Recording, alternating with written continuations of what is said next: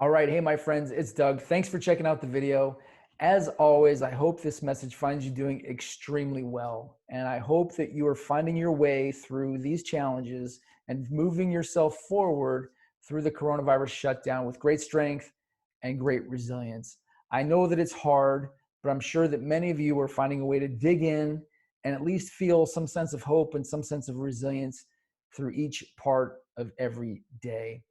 All right. So we're about 60 days removed, or about 60 days in from when this whole coronavirus eruption started. And so, again, if you're watching me, my guess is that you're not necessarily at risk or at a physical risk with coronavirus. If you are, our hearts and prayers go out to you. But if you're not, you're like me and you're mitigating successfully and you're doing your part to slow the spread, to stop the spread, and also doing your best to keep your life together, keep your business together, keep your family together, or whatever it is that you're most concerned about, keeping it together under this current condition of being separated, distanced, and at home. And so I wanted to check in with you because I know from my formal study of resilience and performance and stress that we're just now here in the month of May. We're just now entering the stage or the time period that's going to be most difficult when it comes to performance and when it comes to morale in relation to the coronavirus shutdown. Not necessarily with the virus and the health risks itself, but when it comes to those of us that are working from home, WFH, right? Your working from home strategy and mitigating successfully, your morale is at risk. And there's a lot of uncertainty that is putting your attitude and your performance at risk, you know? And so I want to talk about that a little bit.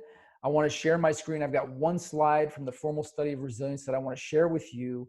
It's going to give you a little bit of head knowledge about where we're at in terms of time and performance with this challenge, this coronavirus shutdown challenge, as we continue to find our way forward in life and in business. And then I want to talk to you a little bit about what things you can do to move forward positively, all right, from a performance standpoint and from a morale standpoint, okay? So here's what I know before I share my slide, okay, is that and you know this, you know, you're working from home like me, and many of you are probably parents like me. I've got small kids. There's Andrew and Alina. Their pictures are right there. And, you know, again, I'm sure I'm not the only one that feels like your attention can be pulled and your energy can be pulled in 1,000 different directions in a 60-minute period.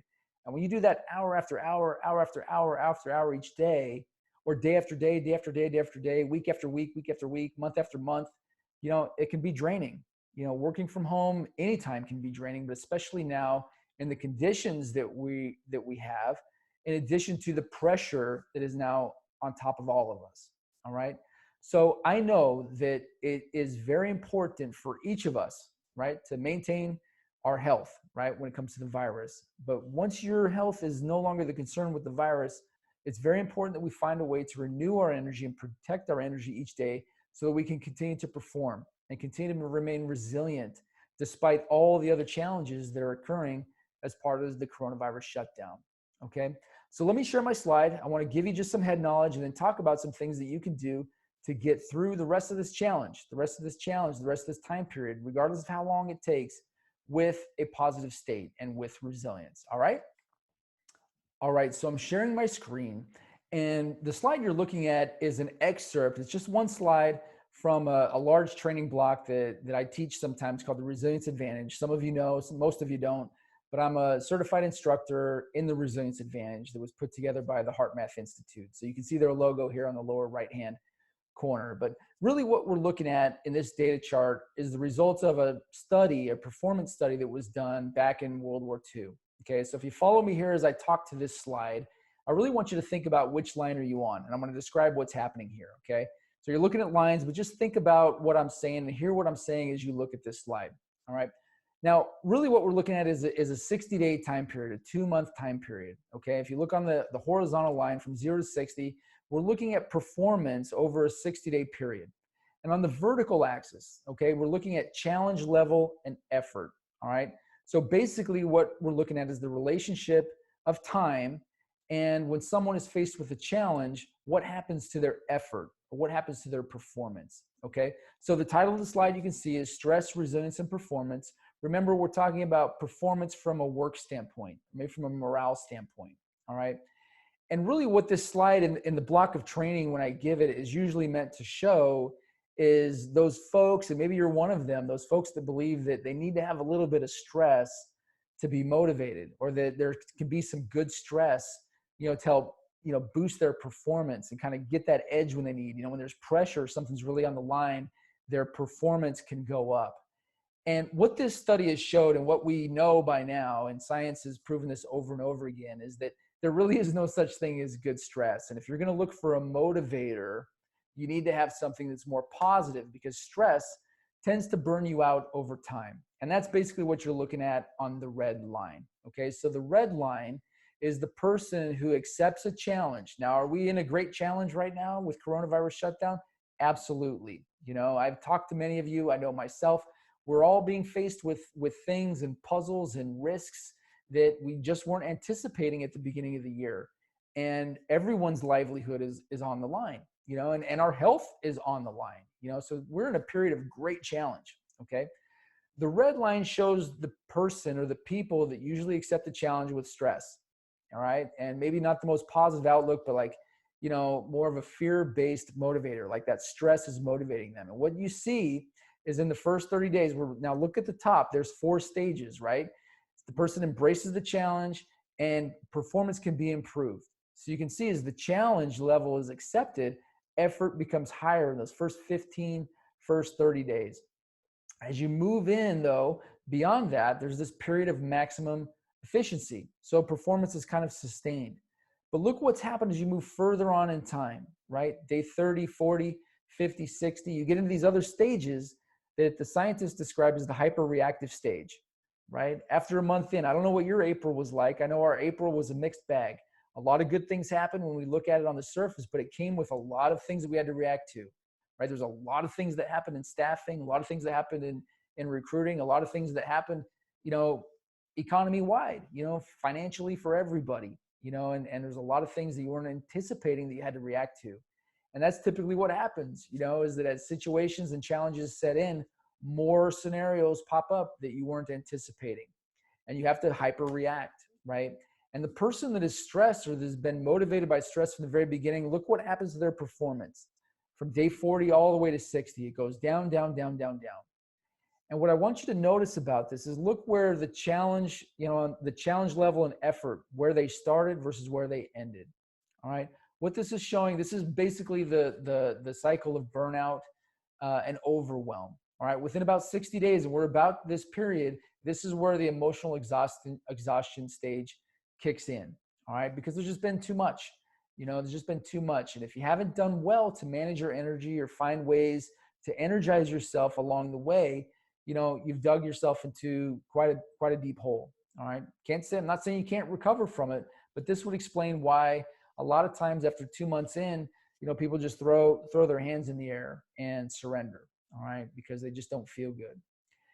Now I want you to look at the blue line. Now, hopefully this is where you're at. I really am giving this to you so you can decide where, figure out where you're at. But then more importantly, I want to discuss how you can jump if you're on the red line, from the red line to the blue line. All right. The blue line is showing the people that take on the same challenge, but with a positive attitude. All right, I've talked about positive mental attitude, and this is the power of it. It really shows the difference in performance, and how someone approaches, their day or their month or the whole period that we're in. All right. And so this would be someone that, isn't necessarily unafraid all the time or is numb to things. I mean, you can still have fear, you can still have uncertainties, but this is the person that has a positive expectation, and believes in hope, or believes that there is a way forward, that this can be done, that we can get through this too shall pass. Whatever the belief is, it's positive, that there's a positive way forward. And you can see that the same things happen as we move through the stages, right? In the very beginning, performance goes up, but it goes up even higher. And you can see as you move in, into the first part of the month, first 30 days, 30 into 40, performance is sustained for much longer. And as you get to this period now, right, we're about 60 days removed from the very beginning, performance dips a little bit, but it's still much higher than when we started or when the person started. Okay. And so this is the big difference. And so hopefully you're seeing the example. Hopefully you're able to be honest and identify, where you're at. And I want to spend the rest of the time here really discussing, how you can get from the red line to the blue line, and I think that, depending on what you're dealing with, I know that, as a person that owns a business, as a person in staffing and recruiting, as a parent, as a father, as a son, we all have these dynamic lives and relationships in our lives. And this curve might be different for different aspects of your life, your career, your business, whatever the case is. All right. And so the idea here is to really get to the most positive attitude that you can in each of those areas, right? So that if you aren't on the blue line, you can jump to it. All right. And if you fall to the red line because you have a bad day or a bad morning or whatever, you get some bad news, you're able to bounce back and get to a place that's much more encouraging, much more positive, and allow you to perform in a more sustained way for much longer time. Because who knows how long this is going to last, right? All right, hopefully that chart was helpful and you see the difference in what happens when we approach a challenge like the ones we're facing today with the coronavirus shutdown with a negative attitude or one that doesn't serve so well versus a positive attitude, or at least one that's hopeful more often than not. All right. So a couple questions usually pop up when I show a slide like this, and people say, well, how do you, if you're on the red line, how do you jump to the blue line? Or if you're on the blue line and you fall off to the red line, how do you get back up? And usually that starts a conversation about self-care. And again, if you've watched me anywhere before or seen some of my videos, I always talk about how you need to expand your base of self-care. And a lot of people are talking about it right now, during this period, because it's a necessity. It's not just it's always a good time to take care of yourself and to maintain your thought quality, maintain your emotional state, take good care of your physical body, and have some kind of spiritual connection to who it is that you are and what's going on, and create good memories and have good memories about your past and all those things. I mean, self-care is vitally important. But in times like this, where when we're all under extreme pressure and extreme challenge, it's literally a survival strategy, and you're going to find yourself emerging from this whenever that happens. Where I'm at in Virginia, it might be sometime in July when we're all back to work and in a full capacity, at an office and so forth.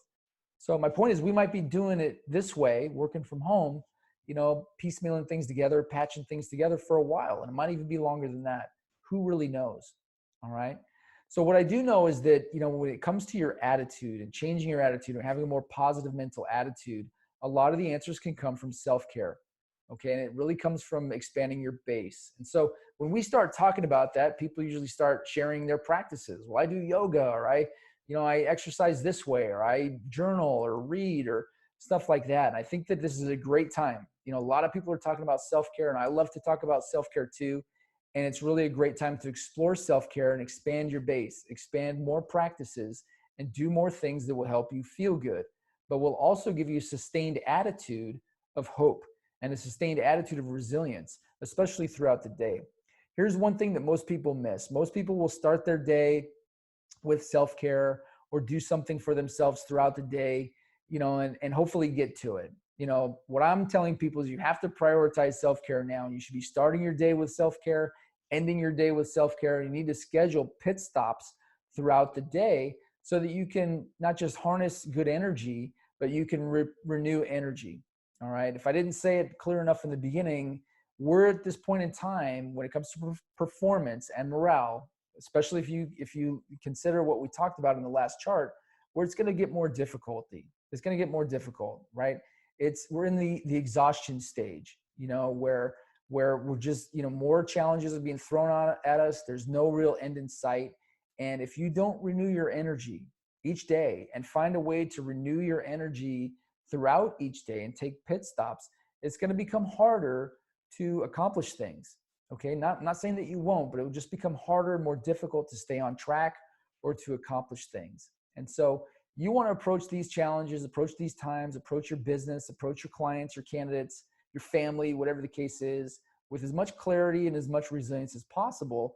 And that's going to come from your attitude, right? Not being frustrated, not being fearful, but having a positive, calm demeanor and finding ease as much as you can. All right. We're all going to get wound up. We're all being challenged, but you need to find a way to come back, find that self-care, and stay in that positive state as much as you can. So that would be the pro tip, is to, again, to prioritize your self-care, find some practices, right? And I just mean things that make you feel good, that put you in a positive mental state, give you a positive mental attitude. There's endless ways you can do that, but you need to link them together so that you have good thoughts, you have good emotions, you feel physically well, you're getting rest, and then you're renewing that. You have some type of revisiting of those moments throughout the day, whether it's taking breaks and doing some more of those things or trying some other things to make yourself feel good. All right. Renew your energy, capture energy, renew your energy.